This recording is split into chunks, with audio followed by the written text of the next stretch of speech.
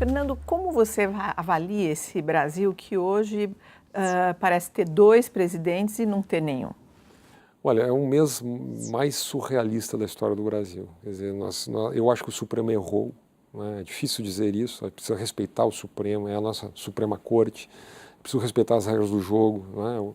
Então não há nenhuma discussão sobre isso. Quer dizer, o Supremo cumpre a sua função, fez uma interpretação orientada pelo voto do ministro Barroso, de que o Senado deveria readmitir o processo do impeachment após a Câmara admitir o processo, né? Isso não está na Constituição. A Constituição diz que cabe à Câmara admitir o processo, né, e a partir da admissão o presidente ser julgado no Senado Federal, né. Então se criou uma interpretação, talvez seguindo o rito de 92, né, o impeachment do Collor, que foi um momento diferente, né, um momento de acordo de líderes e tal que se fez no Senado em 48 horas, né, mas esta decisão do Supremo, na verdade, condenou o país a este interregno, este hiato de um mês, onde nós temos exatamente o que tu falaste, uma espécie de... como uma igreja católica, né? Tem 2 papas, só que nós temos 2 presidentes, um no Jaburu, que ainda não governa, mas já monta o governo, o outro no Palácio do Planalto, ou na Alvorada, que já não governa, né? Que não tem mais base, que não tem mais nenhuma condição de apresentar nenhum tipo de projeto, quer dizer, então o país praticamente está à deriva, num conflito político. No pior cenário, para quem estuda ciência política, que é a anomia, ou seja, a ausência de poder, né? Quer dizer, o vácuo, a instabilidade absoluta. Então, eu acho que é um teste para a democracia brasileira. Exatamente isso que eu queria saber, como é que você sente essa temperatura para a democracia brasileira? Se todo esse desgaste, de alguma maneira, pode ameaçar a democracia brasileira? Eu acho que pode arranhar, né? Eu acho que nós temos instituições muito fortes, especialmente instituições jurídicas muito fortes, né? O Ministério Público, o Judiciário. Eu acho que paradoxalmente, todo mundo criticou aquela votação no dia 17, aqueles discursos dos deputados, etc. Mas aquilo foi uma afirmação do parlamento brasileiro. Aquilo é o povo brasileiro, aquilo é a representação da sociedade brasileira. Às vezes a gente não conhece o que é o Brasil profundo, e ali está a representação política da sociedade, né? Então, assim, eu não acredito que institucionalmente o Brasil vai viver um retrocesso. Até porque nós temos hoje uma Suprema Corte que pode errar aqui e ali, ou você pode interpretar que ela errou aquilo ali, mas ela tem força, ela tem respeitabilidade, tem autoridade política. O que me preocupa é este arranhão na cultura da democracia brasileira. A tese do golpe, por exemplo. Esta é uma tese antidemocrática.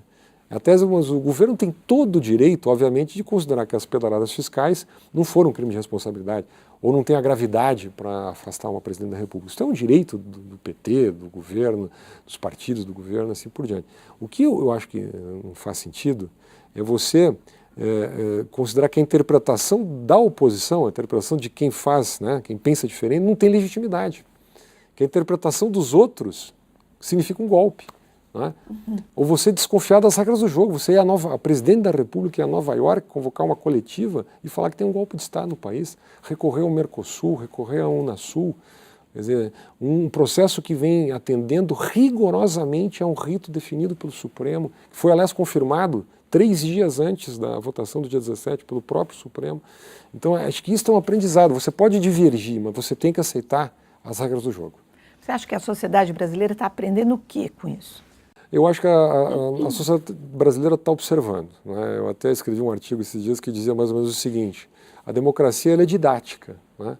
Porque ela nos ensina a tolerar, mas ela também nos ensina a reconhecer os intolerantes, né? Lidar com... O Norberto Bobbio, um grande filósofo italiano, ele dizia assim: na democracia só não serão tolerados os intolerantes, né? Então, quando eu vejo pessoas cuspindo em restaurantes ou dentro da Câmara Federal, quando eu vejo um grupo de acadêmicos brasileiros em universidades federais fazendo um abaixo-assinado para impedir o ex-presidente Fernando Henrique Cardoso, grande sociólogo brasileiro, a participar de um debate acadêmico em Nova York, eu escrevi um artigo na revista Época sobre esse assunto, isso tudo me preocupa. E vamos, para ser honesto, não vem só do lado do governo, também vem do lado da oposição. Dos dois Quando lados. um deputado como Bolsonaro faz o seu voto e faz uma homenagem a um torturador, é inaceitável. Quem que você acha que mais ficou chocado ao se deparar com essa realidade brasileira que você disse que estava ali no Congresso? Quem é que mais descobriu, de repente, o Brasil ali? Eu acho que às vezes, nós estamos acostumados a ver o Supremo, né? Os ministros do Supremo proferindo seus votos, aquele debate elegante, feito de toga, feito no juridiquês e tal. A gente está aprendendo um pouco de de direito, É né? verdade. O país. Mas o Brasil não é aquilo. Né? O Brasil não é o Supremo, os 11 ministros do Supremo. O Brasil está mais representado naqueles 513 deputados. Né? Que muita gente deve ter achado natural aquelas pessoas, aquele desfile de absolutamente natural. políticos. Quer dizer, você tem um minuto. Aí tem um pouquinho também da cena pública. Né? O Andy Warhol, eu gosto muito, ele diz assim, no futuro todo mundo terá os seus 15 minutos de fama. Né? O Brasil deu 1 minuto de fama para cada deputado. Ele aproveitou. É natural, aquele ambiente conturbado da Câmara. Então acho que isso é muita marola em cima disso. É natural falar da família, falar de Deus. É difícil, não é um debate jurídico. Quer dizer, e as razões políticas são naturais que emergem, uma análise da situação do país. Então, não é nada demais. Podia ser um pouquinho melhor, talvez para o meu gosto ou para o gosto de muita gente que estuda política, mas esse é o Brasil. Esse é o Brasil, exatamente. Agora, você entende que falta explicar alguma coisa sobre pedaladas fiscais que não foi dito? Esse é um tema interessante. Eu acho que o Brasil, infelizmente, foi perdendo nos últimos anos a cultura da responsabilidade fiscal. Eu me lembro de uma expressão do ministro Palocci, uma frase do ministro Palocci, em 2005, quando era ministro da Fazenda, no governo Lula. Ele dizia, olha, nós finalmente chegamos a um consenso de que a responsabilidade fiscal é um valor de todos os partidos políticos, todo o sistema político. O PT, ele dizia, nós fazemos a autocrítica. O PT votou contra, em 2000, a lei da responsabilidade fiscal, mas em 2005 havia uma certa ideia, do Palocci pelo menos, de que, bom, foi um erro aquilo, que bom que existe responsabilidade fiscal, é importante. O que se viu hoje é que o Palocci estava errado, infelizmente. Né? Não era uma cultura que havia sido incorporada pelo sistema político brasileiro. Né? Agora nós estamos tendo uma situação que, na minha opinião, esdrúxula, que é uma tentativa de renegociação da dívida dos estados com a União, que foi um acordo que foi feito lá no final dos anos 90, e houve uma decisão do Supremo, uma decisão liminar, em caráter monocrático, ainda liminar, pelo ministro Fachin, de converter, né, os juros compostos em juros simples na cobrança da dívida dos estados. Né? O que é um absurdo lógico. Né? Um absurdo lógico para quem entende um pouquinho de economia. Você não deixaria o seu dinheiro no banco, numa renda fixa, se o banco pagasse juros simples. Né? Porque faz parte da lógica econômica, isso mais elementar. Então ainda se discute esse tipo de coisa no Brasil. Eu acho que aí entra a pedalada fiscal. Por quê? Porque pedalada fiscal foi um truque feito pelo governo para duplicar um pedaço do orçamento. Então o governo deixava de repor o dinheiro lá para os bancos oficiais, que emprestavam, né, faziam financiamentos ou pagavam os programas sociais, e o governo gastava em custeio. Então, mas há quem diga que a pedalada é uma prática comum da nossa administração e que, neste caso, há uma variante, há um agravante, vamos dizer assim. E aí eu pergunto... Era uma prática comum do governo federal em pequeníssima escala, circunstancial. Circunstancial, pouco tempo e pouco volume de recursos. Está amplamente explicado pelo próprio Tribunal de Contas da União. Né? O que aconteceu é que esse processo levou mais de um ano pelo governo. O governo saldou, né, o déficit, né, das pedaladas fiscais no final de 2015. Né? Então, o próprio governo reconhece que houve. A diferença é uma diferença de interpretação. Não é? Se isso foi um inadimplemento, ou seja, o governo simplesmente ficou devendo, ou se acabou sendo uma operação de crédito mascarada, né, que é um pouco a interpretação do Tribunal de Contas da União, e que aí sim caracterizaria claramente uma infração à lei da responsabilidade fiscal, à lei orçamentária, ao desejo do legislador, que vota a lei orçamentária, e, portanto, uma infração tipificada na Lei 1079 como crime de responsabilidade. Agora, eu reconheço, acho que todos devem reconhecer, que isto é passível de interpretação. O governo tem legitimidade para dizer que não foi um crime de responsabilidade, como a oposição tem legitimidade. O que não dá é para considerar que esse debate não é legítimo, né? E essa aí vem de novo a teoria do golpe. Então, nessa trilha do que você está dizendo aqui, eu gostaria de ir entrando um pouco para o campo da educação. E gostaria de te perguntar se o cidadão comum, se nós pudéssemos entender melhor como é que funcionam alguns mecanismos da administração pública, esse seria, sim, uma maneira de fiscalização, ou seja, a pressão social baseada numa sociedade que entende melhor como as coisas funcionam, ela poderia assegurar um processo com mais lisura? concordo, fazendo uma observação, quer dizer, em nenhuma grande democracia do mundo você tem toda a sociedade, toda a população altamente esclarecida sobre assuntos complexos de gestão pública, né? Entendendo o que é pedaladas fiscais, o que é a lei da responsabilidade fiscal, o que é a lei lá de 1950 diz, são temas complexos, né?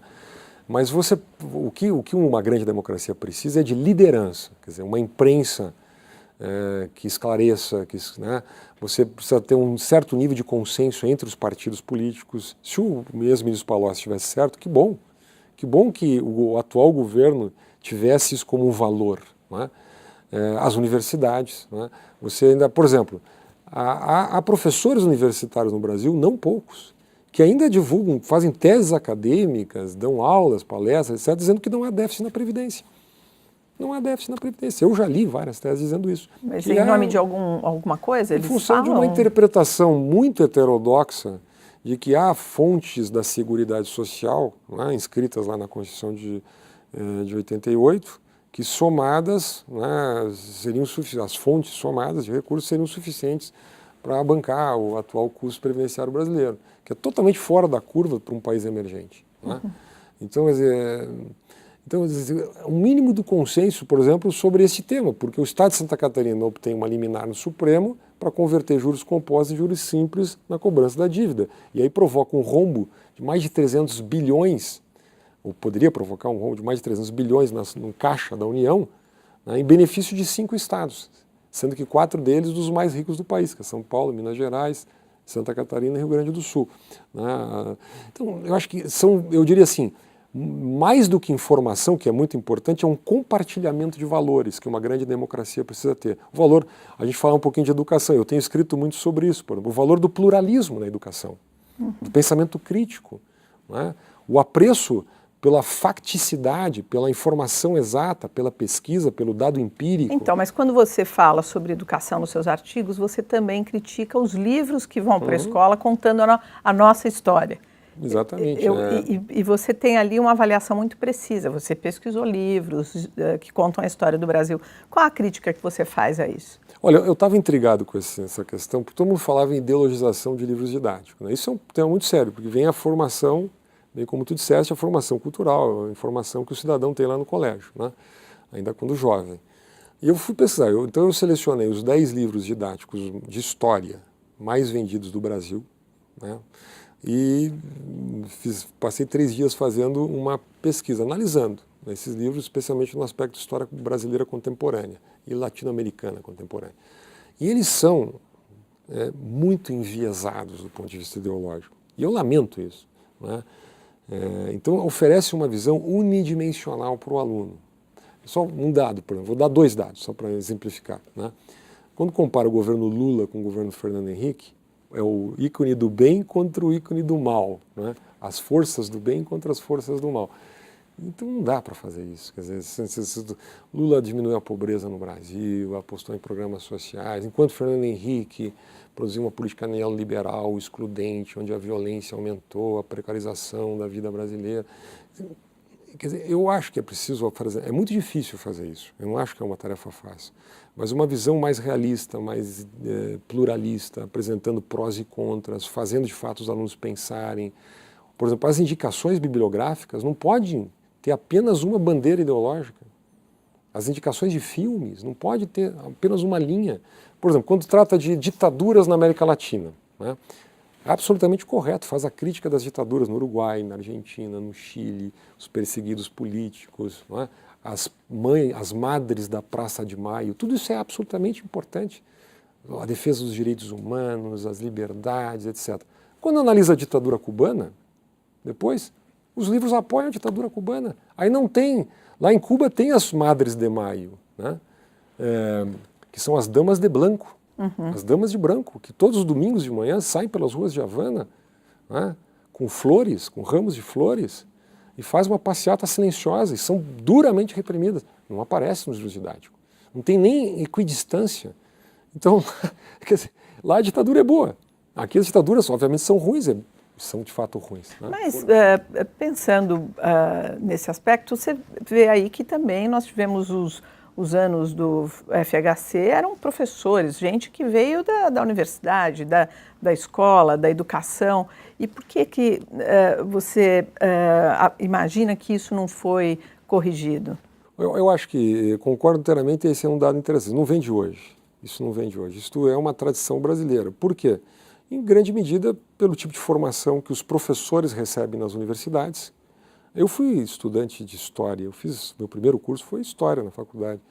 E hoje, eu me lembrando, foi nos anos 80 isso.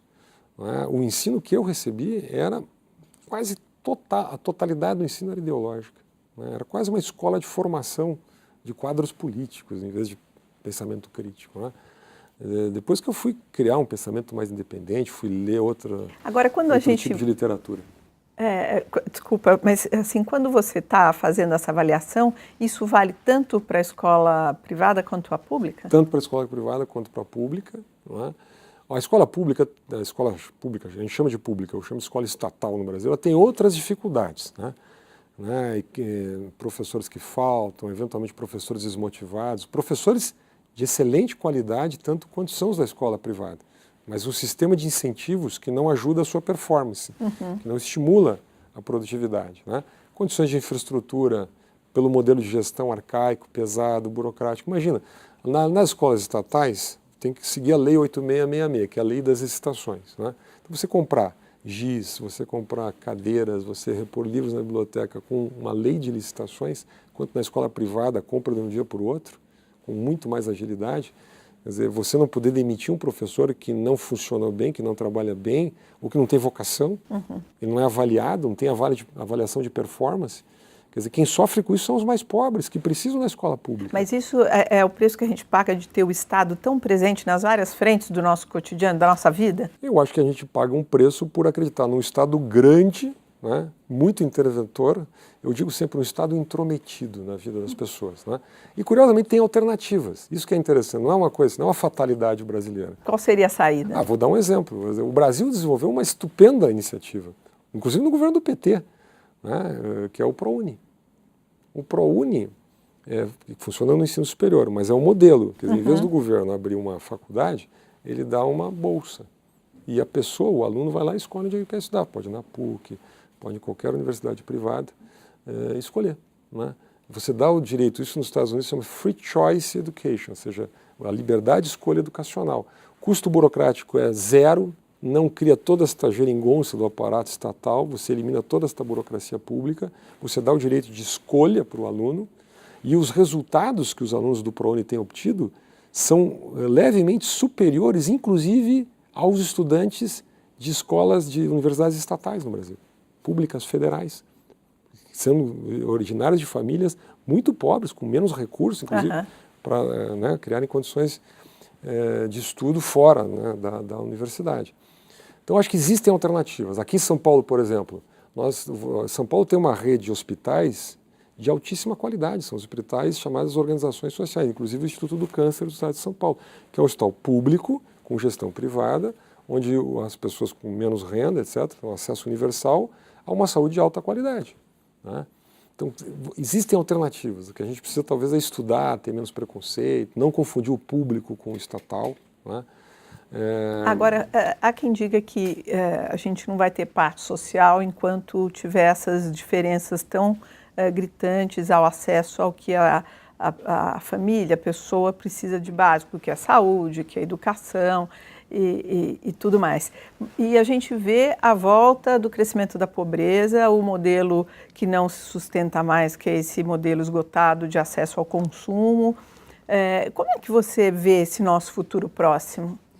Bom, o Brasil precisa de um conjunto de reformas econômicas que, de alguma maneira, está represando aí há 15 anos. O Brasil passou por um ciclo importante de reformas nos anos 90, abriu a economia, o Brasil fez reformas na máquina administrativa, fez um programa de privatizações, criou a lei da responsabilidade fiscal, iniciou um processo de reforma da Previdência, fez o fator previdenciário à época, criou o sistema de previdência complementar, que ainda não está perfeitamente implementado.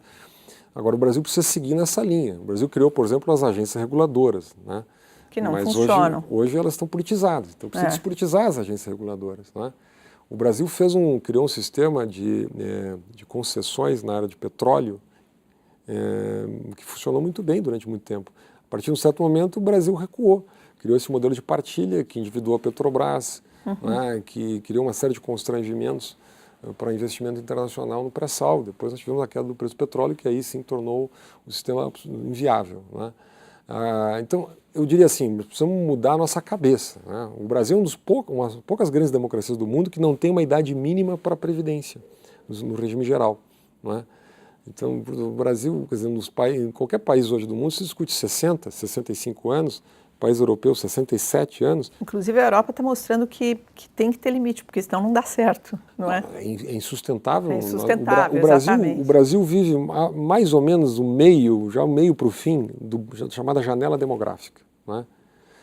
Esses dias eu li um artigo científico que dizia que quando nós fecharmos o nosso bônus demográfico... O que significa dizer que estamos envelhecendo, é isso? Estamos envelhecendo. O bônus demográfico é o momento do país que tem a menor correlação entre pessoas em idade produtiva versus pessoas ainda muito jovens ou mais idosas que já estão fora do mercado de trabalho, em média, né? Quer dizer, o nosso bolo que deveria estar trabalhando para sustentar os mais velhos está diminuindo, é isso? É um momento que o país tinha que crescer. Nós tínhamos que ser um tigre asiático, ou um tigre latino-americano, né? Nós tínhamos que estar crescendo com velocidade, porque nós temos uma massa de jovens que entrou no mercado de trabalho, e assim por diante. E o país está caindo 4% no ano. Então tem uma coisa errada. E se você vê as curvas de crescimento, comparar com os países em desenvolvimento, nós somos um ponto fora da curva, né?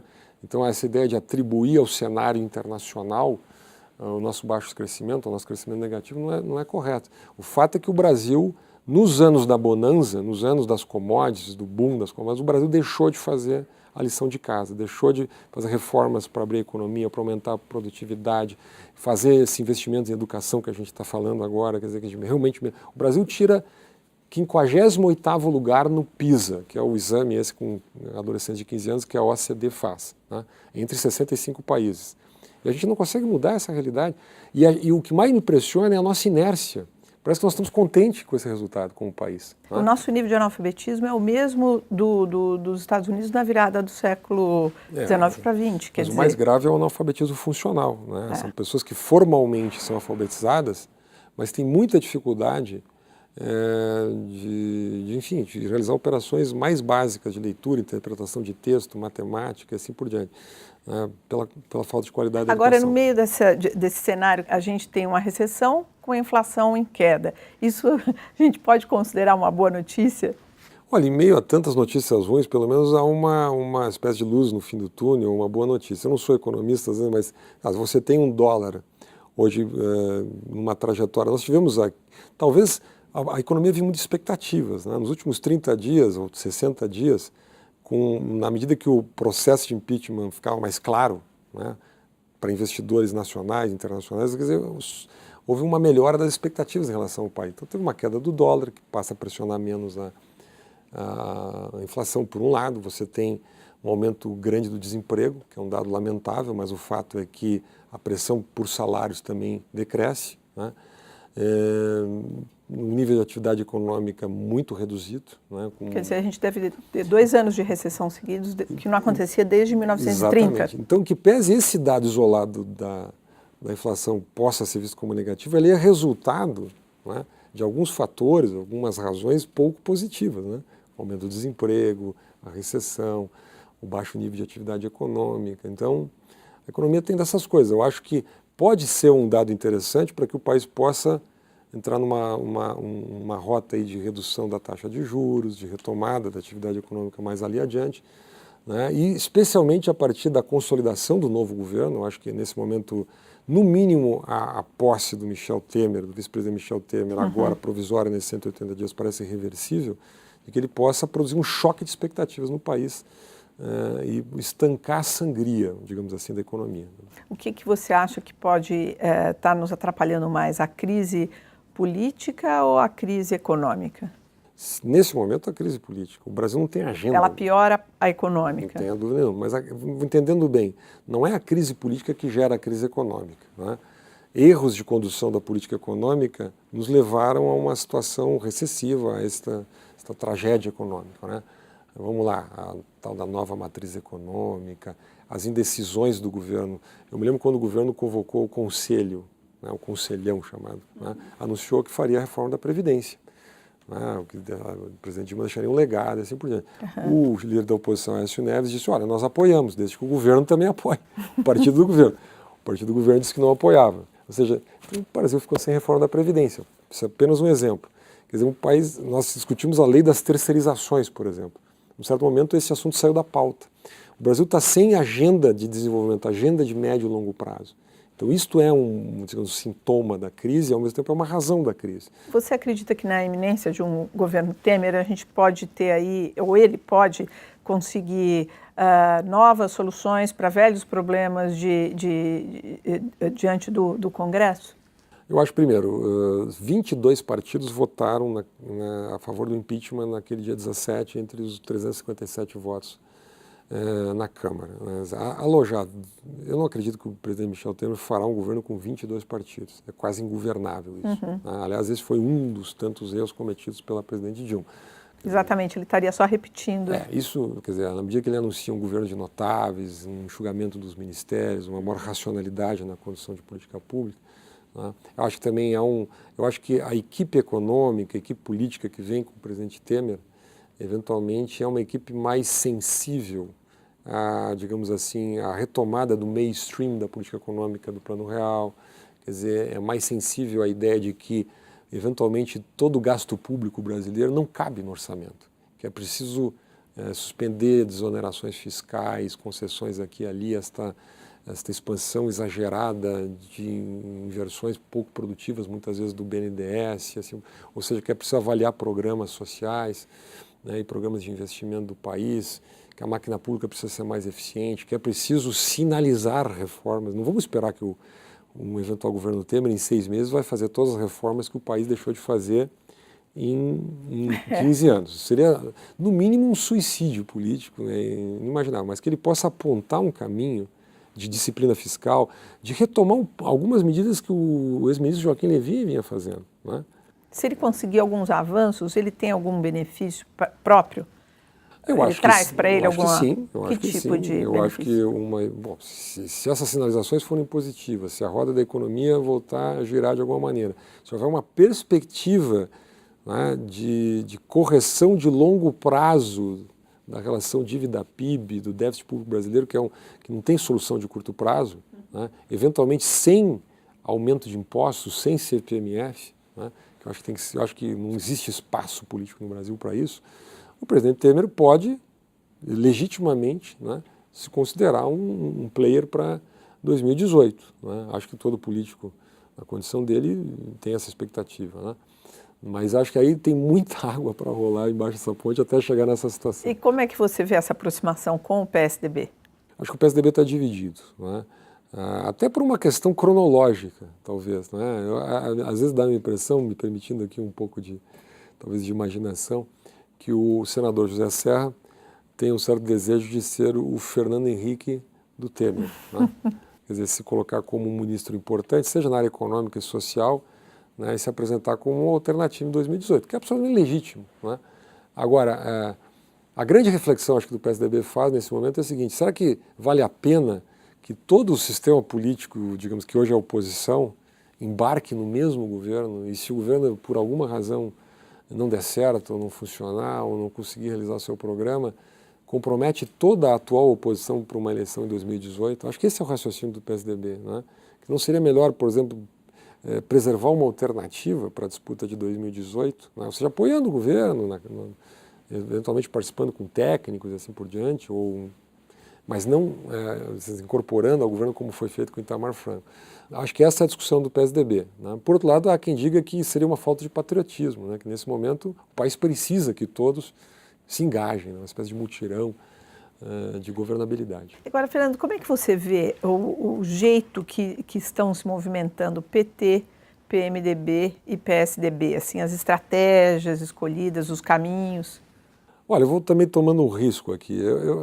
Às vezes me passa a impressão, talvez por uma intuição, que o afastamento da presidente Dilma, seja via uma renúncia, seja consolidando os processos de impeachment, paradoxalmente é de interesse do presidente Lula, do ex-presidente Lula, né? Que pode se apresentar em 2018 como candidato de oposição, com o discurso de vítima, o discurso do golpe, né?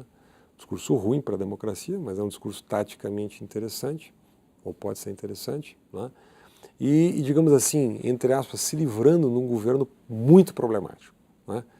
Quer dizer, então, esse é um paradoxo, né? Claro, é o processo da Lava Jato, há uma série de investigações sobre...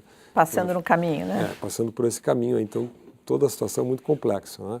Agora, o PT faz nesse momento um jogo, eu diria assim, um jogo quase desesperado, né?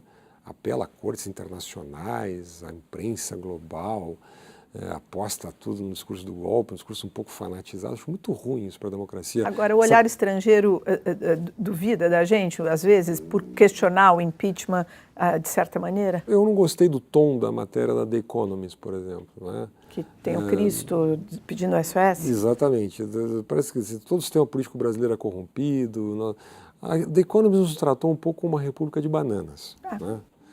Que é uma linha que se repete algumas vezes. Então, quer dizer, todo o sistema político é corrupto. Não, o Brasil tem instituições, né? Você pode não gostar desse ou daquele partido, desse ou daquele deputado, do governo da oposição. O fato é que nós estamos, pela segunda vez em um quarto de século, em meio a um processo de impeachment muito bem conduzido, do ponto de vista institucional, com supervisão muito proativa do Supremo Tribunal Federal. Pode-se não gostar do resultado, do mérito, dependendo se você é do governo da oposição. Então, acho que foi um pouco assim exagerado o tom, e dizer, por exemplo, a troco de que a The Economist diz que um eventual governo Temer careceria de legitimidade.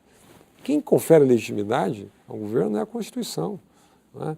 Essa ideia de uma democracia plebiscitária, guiada por opinião pública, guiada por abstrações, ou por um impacto exagerado que a minoria barulhenta tem sobre a democracia. É óbvio que existe um clima de radicalização no Brasil. Quer dizer, passional, né? Passional, alguns episódios bastante lamentáveis aí. Por que você acha que isso aconteceu, isso aflorou entre as pessoas? Eu acho que, de certa maneira, é natural, no meio de um processo de impeachment, né? Ninguém imaginava que o processo contra Dilma seria parecido com o processo contra Collor. Em 2092 havia uma certa unanimidade no país, quase unanimidade, quase consenso, sobre a saída do presidente Collor. O PT é um partido de base militante. Hoje é menos um partido de base operária, de base sindical, de base popular, Sim. E mais um partido de base militante. O PT, curiosamente, qual a diferença? O PT se transformou num partido de quadros, né? Então ele tem muito apoio na academia, especialmente na academia pública, tem muito apoio em estratos de funcionalismo público. Você veja na passeata, o único dado que de fato diferenciava em termos de base social, não é? Os comícios realizados pelo governo, os comícios realizados pela oposição, é que nos comícios realizados pelo governo havia 5 vezes mais funcionários públicos do que nos comícios realizados pela oposição. Nada contra os funcionários públicos, estou dizendo apenas que o governo, o PT, está muito circunscrito, né? Há uma certa base de quadros militantes que vem dessa classe, de estratos de classe média, né? Do meio artístico, do meio acadêmico, corporações sindicais, né? Mas não tem base popular. As bases populares, um comício na Praça da Sé com 18 mil pessoas, um comício nos Arcos da Lapa com 10 mil pessoas, cadê a base popular? Quer dizer, então tem muita mitologia hoje sobre, né, o apoio popular. O próprio prefeito Haddad estava comentando. Exatamente, acho que o PT poderia dar uma grande contribuição para a democracia brasileira se ele primeiro soubesse fazer uma autocrítica, reconhecer que a corrupção passou do ponto, quer dizer, houve uma corrupção estrutural, quer dizer, isso foi julgado pelo Supremo, isso não é uma invenção da oposição, não é uma conspiração das elites, etc. Parar com esse discurso não contribui nem para a democracia e não está funcionando na prática, olha, o processo está andando. Segundo, revisar posições. Incorporar a responsabilidade fiscal como um valor, né? A responsabilidade fiscal, quando ela é infringida, ela penaliza os mais pobres, porque os mais pobres é que precisam, que demandam serviços públicos de qualidade e programas sociais. Exatamente. E que são cortados, como a gente viu com o FIES nesses últimos 2 anos. Quer dizer, fazer como fez o Labour Party na Inglaterra, ou fez na Nova Zelândia, ou seja, uma revisão incorporando valores da globalização, sem abrir mão dos valores éticos do confronto à pobreza e assim por diante, mas incorporando, enfim, a modernidade no seu discurso. Acho que se o PT conseguir fazer isso nos próximos anos, ele pode se transformar lá pelas tantas de novo num partido relevante. Agora, do ponto de vista da nossa Constituição, qual a crítica que você faz? Você acredita que, em certa medida, a gente teria que rever a nossa cartilha básica? Não, eu acho que a Constituição ela tem, já fazendo quase 30 anos, né, quase uma balzaquiana, brincando um pouquinho, ela tem um grande mérito. Ela construiu uma grande democracia inclusiva, com afirmação de direitos sociais, né, com instituições independentes. Hoje nós temos um judiciário, um Ministério Público, altamente independente, com força, assim por diante. Agora ela tem déficits importantes. Ela criou um sistema de gestão pública que, literalmente, não funciona para prestação de serviço. Ela criou, por exemplo, o regime jurídico dos servidores, que dá uma estabilidade plena de emprego, que impede, literalmente, as amarras burocráticas, que impede a avaliação de desempenho, uma coisa simples, né, que deveria ser exigida pelo cidadão em relação aos seus servidores, né, que tem, já falamos aqui da Lei 8666, que foi uma amarra necessária por um lado, mas que criou um déficit de eficiência no Estado brutal. Então, me parece assim e criou um sistema político, na minha visão, disfuncional, que é esse sistema de voto proporcional em lista aberta, que pouquíssimos países do mundo adotam. Exatamente. Nós temos um sistema político que, primeiro, ele estimula a dispersão partidária, ainda mais que nós não temos nenhuma cláusula de barreira, nós soubemos criar e preservar no Brasil. Nós temos hoje um sistema eleitoral onde um deputado se elege em 200, 300, 400 municípios e não representa ninguém, né? Nós temos um sistema político onde o custo de entrada no sistema para novas lideranças é muito alto. Campanhas muito caras, né? Imagina você realizar uma campanha para deputado federal em 300 municípios, o custo que isso tem. Uma campanha que tende à despolitização, onde pesa a máquina. O nosso Congresso Nacional tem um baixíssimo índice de renovação. Em torno de 50% dos nossos deputados, eles acabam sendo herdeiros de dinastias. Exatamente. De políticos, né, que vai de pai para filho, de filho para neto, né, ou corporações, ou mesmo estrelas da televisão, ou ligados à igreja, nada contra, pessoas que vêm de N segmentos. Né, mas você tem um déficit, primeiro do que os americanos chamam de accountability, né, do foco da representação. Mas o eleitor não sabe exatamente quem lhe representa, e o político não sabe exatamente a quem ele representa. A alternativa que adotaram nas grandes democracias é alguma modalidade de voto distrital, né? Seja o distrital puro, seja o distrital misto, na Alemanha, no Canadá, na Inglaterra, na França, nos Estados Unidos. Os Estados Unidos é bem complicada, né? Mas mesmo assim, e é uma eleição, um sistema muito antigo, isso é incrível. Muito antigo e funciona. Alguns dizem que tende ao voto paroquial, né? Às vezes eu me pergunto, mas Churchill era um político paroquial? Margaret Thatcher, independente de você gostar dela ou não, Tony Blair eram políticos paroquiais? Não, né? Quer dizer, há problemas no voto distrital também, ele distorce a representação, esse é o maior problema. Por isso, uma das soluções é o chamado voto distrital misto, onde metade da representação é eleita nos distritos, em voto majoritário, e a outra metade numa lista proporcional, né, aos partidos. Então você corrige, de certa maneira, a desproporcionalidade. Eu estou dizendo que essa é uma solução que o Brasil precisa fazer. Quer dizer, essa reforma política é a que vai fazer valer todas as outras, pelo que eu estou entendendo. Na minha visão, é como você resolver o problema da governança da empresa. A empresa chamada Brasil tem um problema de governança, de seleção de lideranças, de gestão política. Como é que você forma uma maioria no Congresso com 30 partidos? Não é? Na época da gestão do presidente Fernando Henrique, com 3 partidos, o governo tinha maioria na Câmara. Hoje precisa 11 partidos para fazer a mesma maioria, né? Agora, Fernando, quem que vota essa reforma política? Pois é, esse E se essa reforma política viesse, esses congressistas estariam lá? Por isso que não sai a reforma política, né? Porque o sistema político acaba sendo conservador. Como o deputado que está lá, ele foi eleito, né, dentro dessas regras, ele tende, não é 100% assim, mas ele tende a ser conservador em relação às regras, né? Ele não quer mudar as regras. Ou sequer faz um jogo de cena, né? Diz que quer, mas não tem muita convicção, etc., já chega perto da eleição. Então, por isso que alguns falam, esses dias eu li um artigo muito interessante do Eduardo Jané da Fonseca falando em uma constituinte exclusiva, né, que funcionaria paralelamente ao funcionamento do Congresso, com uma missão exclusiva de reformar alguns aspectos da Constituição, o sistema político. Quer dizer, você colocaria foco, inclusive. Colocaria foco. Alguns juristas importantes do país dizem que isso é juridicamente inviável. Você não pode limitar um poder originário como uma constituinte, né? né? Eu gosto da solução que a Nova Zelândia adotou no início dos anos 90, que é uma solução plebiscitária, que o Brasil, aliás, tem experiência. O Brasil fez um plebiscito extremamente bem feito, democrático, politizado, em 93, onde tinha a monarquia, o presidencialismo e o parlamentarismo. O país discutiu, foi democrático, foi didático e votou. Nós temos aí o sistema presidencialista. Nós fizemos depois o plebiscito do desarmamento. Também foi democrático, teve discussões em todo o Brasil, fizemos uma votação, estabilizamos essa discussão. Então, esse plebiscito poderia ser feito. Eu simpatizo com esta tese. Eu acho que ela é mais simples do que uma constituinte exclusiva. Quer dizer, o Congresso pode elencar alternativas e apresentar isso de maneira didática para a sociedade. Porque é mais complicado, né? É mais complexo, mas é um grande exercício didático, de esclarecimento público, de uma discussão que pode fugir um pouquinho do Fla-Flu ou do Grenal. Que é o que a gente está né? vivendo. Quer dizer, desse conflito onde você discute simplesmente alternativas de poder. Quer dizer, seria uma questão de ideias, certo? Seria uma questão de longo prazo sobre o país. Quer dizer, a tua ideia é que fizesse um plebiscito onde você tivesse ali opção de escolha para o novo sistema político. Na Nova Zelândia eram 4 opções, né?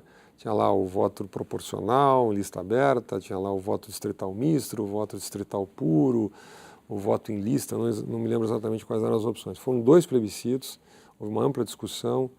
Eu não estou dizendo que esta é a solução, nem que é a minha solução, quem sou eu para ter uma solução. Estou dizendo que esta é uma solução que sobre a qual o país precisa pensar. Outra solução... Para a gente sair do lugar. Outra solução é acreditar no que já vem acontecendo, que é a hipótese de reformas gradativas feitas pelo próprio Congresso, a partir de propósito de emenda da Constituição, que exigem 308 votos na Câmara em 2 turnos, depois para o Senado. Isso não vem funcionando. Como dizia Einstein, erro, eu não me lembro exatamente a frase, é você acreditar que fazendo sempre as mesmas coisas vai obter resultados diferentes. Né? Então o Brasil vem tentando esse caminho que não vem funcionando. Talvez a gente tenha que dar uma de Obama, como Obama dizia com Cuba. Né? Ele dizia assim, olha, há 50 anos a gente tenta uma política com Cuba, não dá certo, vamos tentar outra. Acho que o Brasil tem que ter um pouquinho de ousadia para sair dessa crise do ponto de vista estrutural. O rito do impeachment ele tem sido seguido à risca, mas há aí o lado do governo que vê todo esse processo com outros olhos. Qual que é a sua opinião sobre isso? Olha, o grande risco é o que a gente chama de judicialização do processo. Né? O ministro da AGU, né, da Advocacia Geral da União, vem falando José Eduardo Cardoso, vem falando em levar ao Supremo questões processuais, né? Por exemplo, não teria sido dado o total direito de defesa da presidente, ou os deputados na votação de 17 se referiram a temas externos à acusação, por exemplo, Deus não está na acusação, então o sujeito falou de Deus, fugiria ao objeto da acusação, que eu acho assim quase quimérico isso, né? É quase risível. Mas tem uma outra discussão que na minha opinião é mais séria, quando o governo aponta de que vai tentar judicializar o mérito, ou seja, porque na cabeça do governo não houve crime de responsabilidade, o que, aliás, é um direito do governo achar. Mas cabe esse julgamento ao Senado fazer.